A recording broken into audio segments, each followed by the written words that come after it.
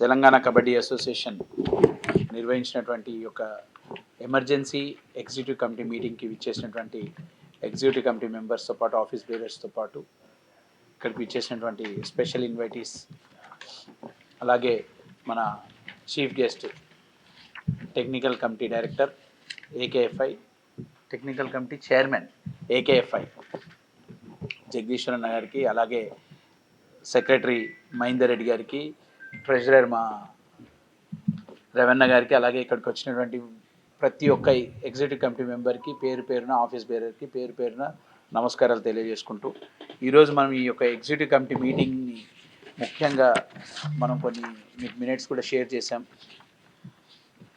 Agenda ఏంటంటే మనకి last executive emergency మీటింగ్కి సంబంధించి సో ఏంటంటే ఈ రీసెంట్గా మనకి ఒక సోషల్ మీడియా ప్లాట్ఫామ్స్లో, 1-2 సోషల్ మీడియా ప్లాట్ఫామ్స్లో వచ్చినటువంటి అభియోగాలపైన, తెలంగాణ కబడ్డీ అసోసియేషన్ పైన వచ్చినటువంటి అభియోగాలపైన మనము ఇండివిజువల్గా మనం రెస్పాండ్ అయినప్పటికీ యాజ్ ఎ ఎగ్జిక్యూటివ్ కమిటీ ఒక డిసిషన్ తీసుకోవాలి కాబట్టి మేమందరం ఈరోజు ఒక దగ్గరికి మనము చేరుకొని డిస్కస్ చేయడం జరిగింది. ఎక్కడ కూడా తెలంగాణ కబడ్డీ అసోసియేషన్ టోటల్గా it runs on a democratic manner. అన్నీ కూడా సమిష్టి నిర్ణయాలే తీసుకోవడం జరుగుతుంది. ఈ సెలక్షన్ కమిటీకి సంబంధించి కొన్ని అభియోగాలు, కోచెస్ పైన కొన్ని ఆరోపణలు ఇలాంటివి చేయడం జరిగింది ఒక అబ్బాయి.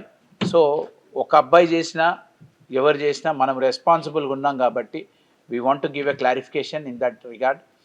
మనం ఏంటంటే సెలక్షన్ కమిటీ అనేది ఒక ఎక్స్పర్ట్ టీమ్ తోటి ఒక కమిటీ చేస్తాం మనం.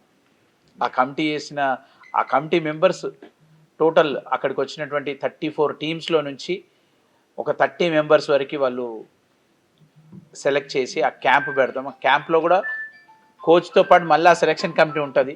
ఆ సెలక్షన్ కమిటీ ఆధ్వర్యంలోనే ఎగ్జిక్యూటివ్ కమిటీకి సంబంధించినటువంటి కమిటీ చైర్మన్గా నేను, మా మహేందర్ రెడ్డి గారు, అలాగే మా ఆఫీస్ బేరర్స్లో ఎవరు అవైలబుల్గా ఉంటారో వాళ్ళందరినీ కూడా తీసుకొని ఒక టీమ్ని మనం అనౌన్స్ చేయడం జరుగుతుంది. The best performance according to their positions.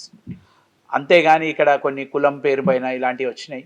ఇవి మరోసారి మనం క్లియర్ చేస్తున్నాం ఏంటంటే ఈ తెలంగాణ కబడ్డీ అసోసియేషన్లో కబడ్డీ ఆటలో ఎక్కడ కూడా కుల మతాలకు ఎక్కడ తావిచ్చేది ఉండదు. ఒక క్రీడ పైన ఎవరైతే అంకిత భావంతో వాళ్ళు ఫుల్ కమిటెడ్ తోటి వాళ్ళు చూపించినటువంటి ప్రతిభకు, అలాగే చూపించినటువంటి గేమ్ అండ్ స్కిల్కి సంబంధించి ఉన్న విషయాలలో మాత్రమే సెలక్షన్స్ చేస్తారు. దాంతోపాటు క్రమశిక్షణ కూడా చాలా ఇంపార్టెంట్. ఎందుకంటే క్రమశిక్షణ లేని ప్లేయరు ఎక్కడ కూడా రాణించలేరు. క్రమశిక్షణ కూడా అంతే ఇంపార్టెంట్గా ఉండాలి. వాళ్ళు ఇవన్నీ పరిగణలోకి తీసుకొని ఒక టీంని మనం అనౌన్స్ చేయడం జరుగుతుంది. సో ఇది ఇంతకు ముందు కూడా చేశారు, ఇప్పుడు కూడా చేస్తున్నాం, ఇక ముందు కూడా అలాగే జరుగుతుంది. ఎవరో ఒకరు చెప్పారనో ఇంకేదో అని కాదు. నేను తర్వాత మొత్తం ఎగ్జిక్యూటివ్ కమిటీలో మేము చర్చిస్తే ఇప్పటివరకు మేము 7 నేషనల్స్కి డిఫరెంట్ కేటగిరీస్లో మనము సెలక్షన్స్ చేసి పంపించినాము.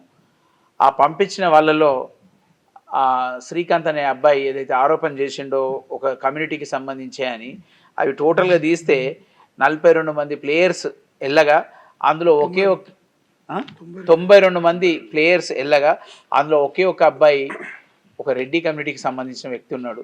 మిగతా అందరు కూడా బీసీ, ఎస్సీ, ఎస్టీలే ఉన్నారు. మీరు ఇప్పుడు కూడా మీరు అర్థం చేసుకోకపోతే మీ విజ్ఞానానికి వదిలేస్తున్నాం. ఎందుకంటే ఎప్పుడు కూడా మేము ఈ స్టాట్స్ తీసుకోలేదు. ఒక ప్లేయర్ గురించే మనం తీసుకొని ప్లేయర్ స్టాట్స్ వాళ్ళు ఆడిన ఆటను బట్టే మాట్లాడతాం. క్యాస్ట్ గురించి ఎప్పుడు అడిగిందే లేదు. ఫస్ట్ టైం అసలు వాళ్ళు ఏమైనా చెప్పింది ఏమైనా తప్పు ఉందా, మేమేమైనా తప్పులో చిక్కినామా అని మళ్ళీ ఒకసారి ఎగ్జిక్యూటివ్ కమిటీ మొత్తం తీసుకొని చూస్తే ఇది రిజల్ట్.